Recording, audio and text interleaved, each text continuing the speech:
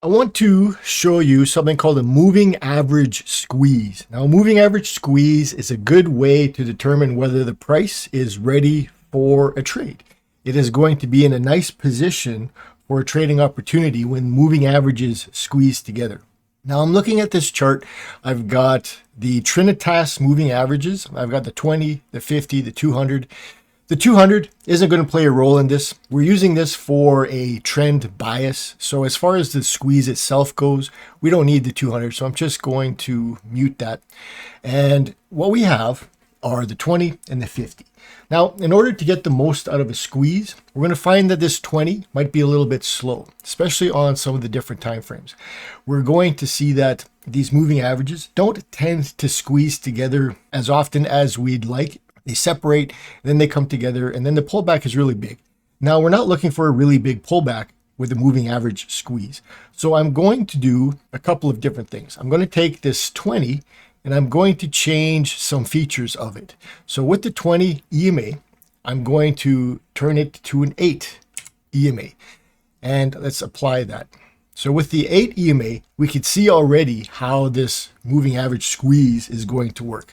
We get these two moving averages coming together. Now with this 8 EMA, what I'm going to do is turn this to a simple moving averages. I want a smoother moving average for this. So I've got the 8 SMA. Now we've got a nice smooth moving average. And I'm going to do one more thing. I'm going to shift it ahead by 1. So let's shift it by 1 and it'll pull it away from the price a little bit.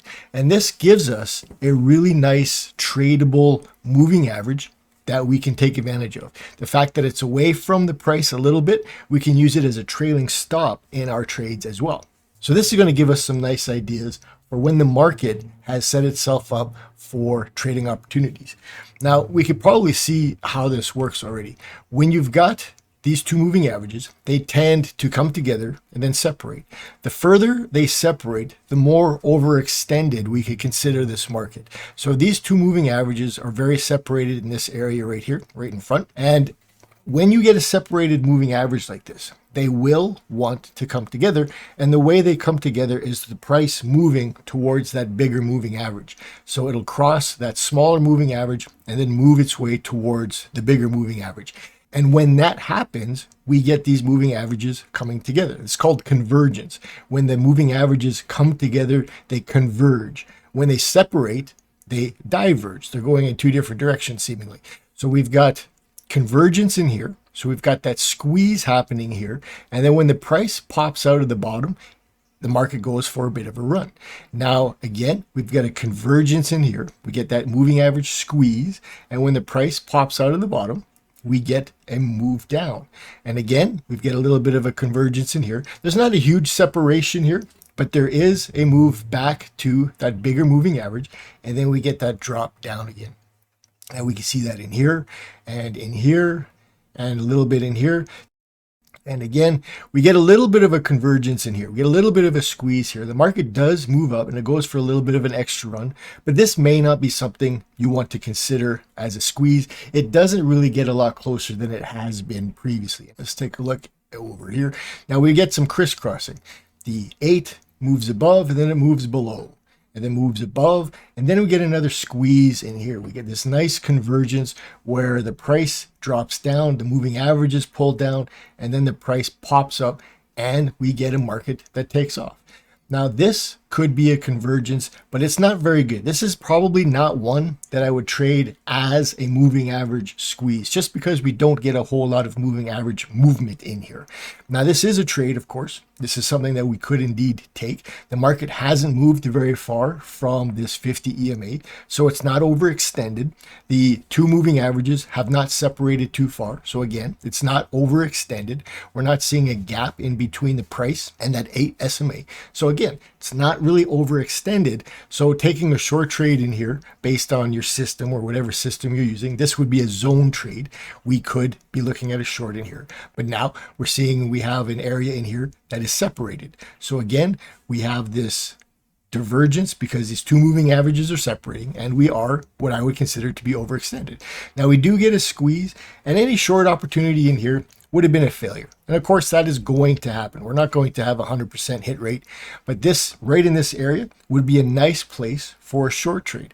I would take this short and I'd be aiming for these lows or a little bit lower. But in this case, that didn't happen. And we got the pullback, we got the crossover. And what happened here, one more time, is we've got that moving average squeeze. So we got that convergence. These moving averages came together. The market pops out of the top and off it goes. And again, you could be using this 8 SMA as a trailing stop. When the price crosses below in a buy trade, you could be getting out of your trade. In the instance of a sell trade, let's look at an example over here.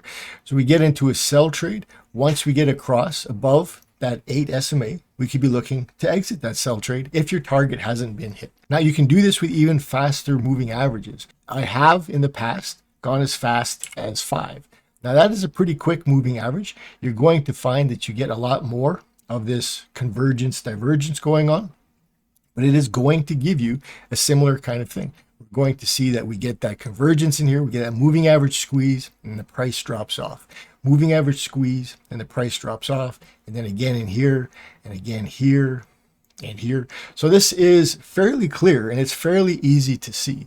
Now, if we add back that 200 EMA, we would incorporate this, of course, with the trend bias. So if I'm looking at a short trade, I wouldn't be looking to short in here, of course, because we've got the smallest moving average above that 50, and then we'd be looking for long trades. And in here, I wouldn't be looking for shorts because we're on the wrong side of that 200. And we can see any opportunity in here to go short would have failed. It wouldn't have resulted in a trade because we are on the wrong side of that 200 EMA. And this is an interesting one. We get this short squeeze to the downside, and what happens is the price does move below that 200 and we get the pop back up. So this wouldn't be a moving average squeeze trade as far as I'd be concerned. I'd be looking more of an elimination trade underneath this white candle. So we get the market moving down, price is under that 200, the moving averages are oriented properly, and off we go. We get that nice short opportunity. And again, we don't get that next squeeze until right in here, which, as we had mentioned earlier, was a failure. It didn't work out. But then we get that opportunity to go long in here and so on. So use these moving averages to your benefit. Try this out. The moving average squeeze, it works on all kinds of time frames. What we're looking at here is the Euro USD. This is on a daily time frame, but it works on the 5-minute as well, 15-minute, whatever time frame you like. Give it a try. See what you think.